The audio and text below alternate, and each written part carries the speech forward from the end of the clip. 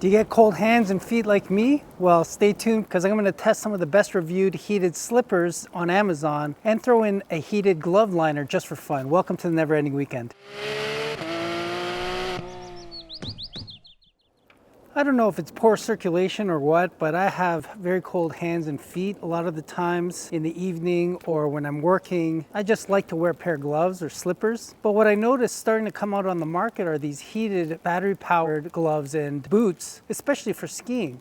Recently, I was working late at night. I had my slippers on, but still my feet were cold. I was thinking to myself, I wonder if they have some reasonably priced heated slippers that I could wear around. And lo and behold, I went on Amazon, and I guess the technology has trickled down. And now there's some affordable options in heated slippers and whatnot. It made me think I have cold hands as well when I go skiing. But I didn't want to buy brand new gloves. They're expensive anyway. But I thought maybe I can find a pair of liners that will fit inside of the gloves that I already have and see if that'll work. Anyways, I bought some. The snow is just for added effect. I didn't realize it was going to snow today, but it's perfect for what we're doing. So let's open her up and see what's inside. I got the Dr. Warm slippers. Here are the heated glove liners by ThxToms. None of these are obviously brand names, and most likely manufactured in China. But I went and picked the ones that had the best reviews. Warm Slippers Pro and some heated slippers unisex. Okay, let's open up the slippers first. So these come in a few different colors: gray, red, tartan like this, and I believe a black. All the links are below so that you can find them easily. There's a little pocket here for the battery pack. And I got some for my parents as well, so the size is a little bit different. Small accessory box with the battery packs, a lithium polymer battery. And these are 5,000 milliamps, 18.5 watt hours. And the cables and the little plug adapter. Okay, that's that one. Those are the Dr. Warms. Now the heated slippers. These are kind of a felty velour material. And like the other ones, there's a zippered pocket. The other ones are Velcro. This one's zipper to put the battery pack in. There's the added benefit of being able to wear them folded in like this if you don't want to put that back on. And again, it comes with a battery pack. Very similar to the ones we just opened. Same size, shaped slightly different. And it has actually a battery indicator. That's kind of useful. So that's the heated slippers. This snow is funny. Now the Warm Slippers Pro. This one kind of more of a puffer jacket kind of material. Felted in the inside, zippered top, power button. I'll do a closer comparison once I've charged them up. These batteries, again, very, very similar in shape and size and weight. This one also has a battery indicator. And then last but not least, these glove liners. Now I looked all through Amazon. These are the best ones I could find. I was trying to look for something thin enough that I could fit in my gloves, because I have already a pair of nice gloves that I wouldn't want to replace. And you know what? They look thick in the pictures, but they're actually quite thin. So I think these will work well. Power button, again, a place for your battery. Has a bit of a rubber palm. Come with a nice little bag. Charger and 2 batteries. A little thicker but smaller than the ones for the slippers. And they come with this odd cable. No indicator, power indicator, but maybe not as well thought through. Kind of an add-on. Anyway, you know, all the slippers, I bought some for my mom, so they're extra small. But the rest of the slippers kind of look like they run small, but I'll try it out. I'm going to plug them all in, charge them up, and then we'll test them, see how well they work.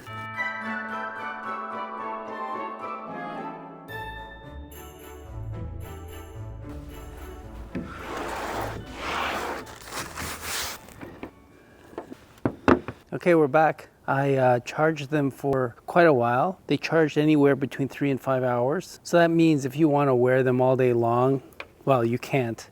You could wear them multiple times a day, but just keep in mind you have to wait 3 to 5 hours to get them charged up again. Right now they're at their coolest setting, the lowest of the 3 warm settings. And I'm just gonna zap them with a infrared thermometer, just to get a reading. And then we'll put them to their highest setting and do it again and see what temperatures that they get up to. So let's first look at the Dr. Warm slippers. The material on the inside is what it looks like. It looks like a fake wool or sheepskin. It's very soft. The battery fits right in the pocket. It is a tight fit and the Velcro just barely closes. It's not a huge problem, but something to know.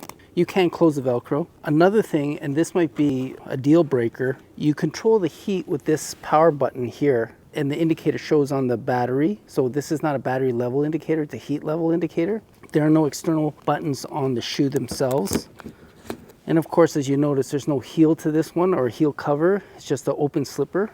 The sole is pretty stiff and rubbery, so that's something to know. Maybe for more elderly people or people who are a little bit older. Well, just by touch, all the heat is in the toe area, and it all seems to be coming from the sole. Nothing from the top, and there's nothing in the heel. And they give you a 77-degree Fahrenheit. So I'm getting ranges anywhere between high 70s and high 90s, depending where I shoot. So it's pretty warm. That it's its lowest setting, and now I'll set it to the highest. And I've had them on for 5 or 10 minutes, so they've gotten up to temperature. So these are the unisex heated slippers. The material inside this one is the same as the outside. It's kind of got this felty material to it. As you can see, there's a button on the outside. One presses green, next presses blue. Third one is red, green being the coolest. Again, this has a fold down rear. The hump is, the material is pretty thick, so you'd feel that under your heel, but it's still comfortable. You have the option of wearing it open or closed. One thing I did notice is this is one of those hidden zippers, and they're a little bit finicky to open and close. And that might be a concern for someone, again, who's maybe a little bit older, maybe has some arthritis in their fingers or joints. Also had a little hard time putting the battery in because the pocket is a little bit soft. So something to keep in mind.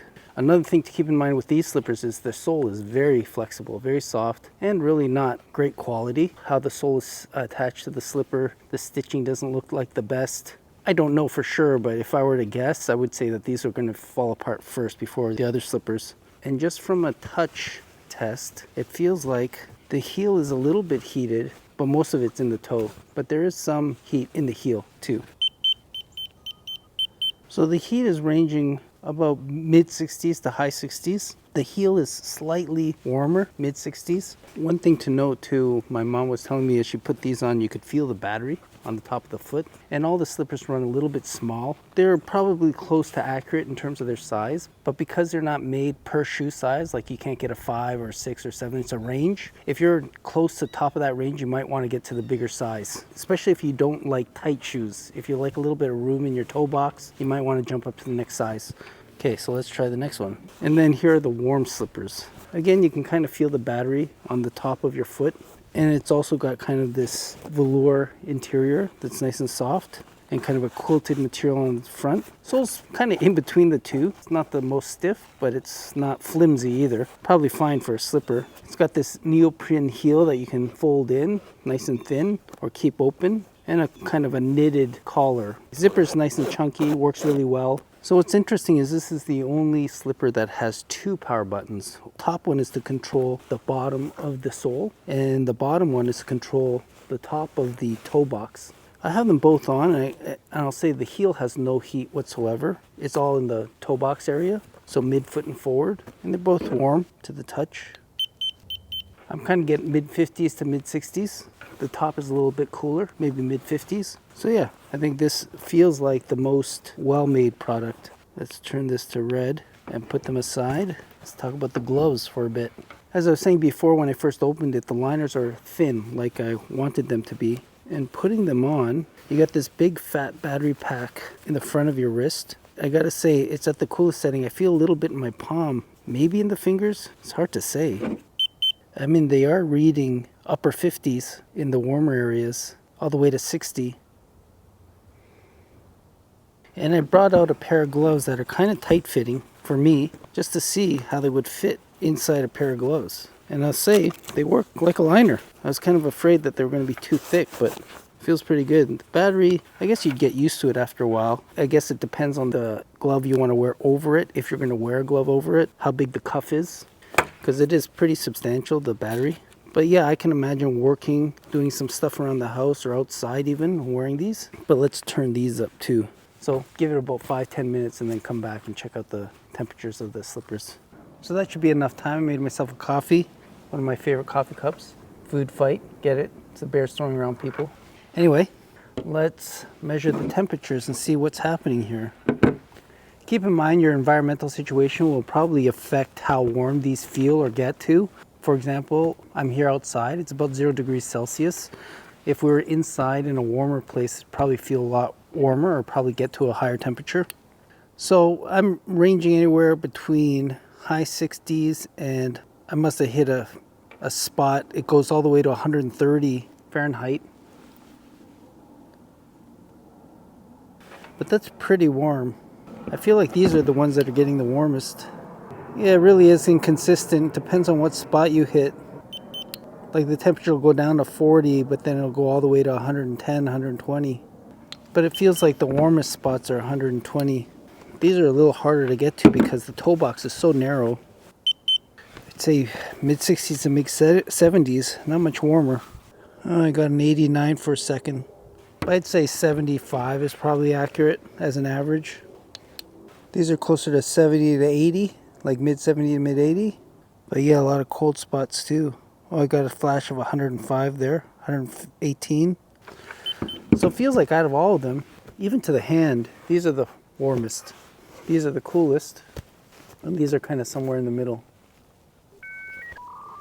But it's not drastic. Now for these glove liners. Ooh, nice and toasty.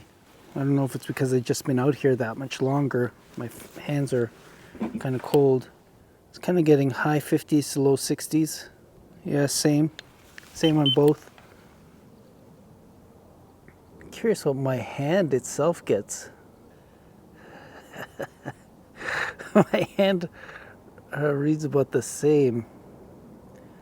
So yeah, I guess if it preserves your hand temperature, they are warm. But you know what? To tell you the truth, they're not as warm as I thought they would be. Once you get used to the temperature, it almost feels like there's no heat going through them at all. I guess I'll only be able to tell once I'm actually using them. When I first put them on, they're warm. Funny enough, the battery pack is the warmest part against your wrist. I mean, maybe they take the edge off. I'm going to say that they do, but